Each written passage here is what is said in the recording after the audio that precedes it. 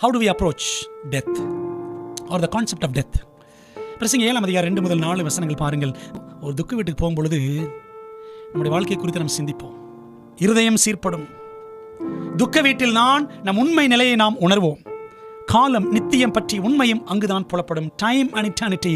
ஒரு துக்க வீட்டுக்கு போனாதான் காலத்திற்கும் நித்தியத்திற்கும் உள்ள உண்மை, அந்த வித்தியாசம் நமக்கு புரியும்.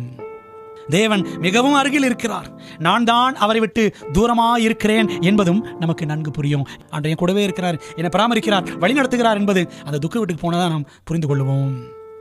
ஒரு வினாடியில் நம் ஆட்டம் எல்லாம் அடங்கி போகும் என்பது விருந்து வீட்டில் அல்ல, மரண வீட்டில் தான் நமக்கு புரிதட்டும்.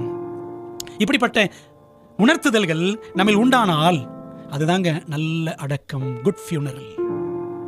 ரொம்ப ரிச்சா இருந்துச்சு, ரொம்ப கிராண்டா பண்ணாங்க, சந்தன பெட்டி, இது நல்ல அடக்கம் கிடையாது. நம்முடைய வாழ்க்கைக்குரிய நல்ல பாடங்களை படித்துக் கொண்டு வெளியில வரணும் ஒரு அடக்க ஆராதனையில். அதான் நல்ல அடக்கம். கிறிஸ்தவ அடக்க ஆராதனை என்பது கிறிஸ்துவை உயர்த்தி பேசும் இடம் ஆகும்.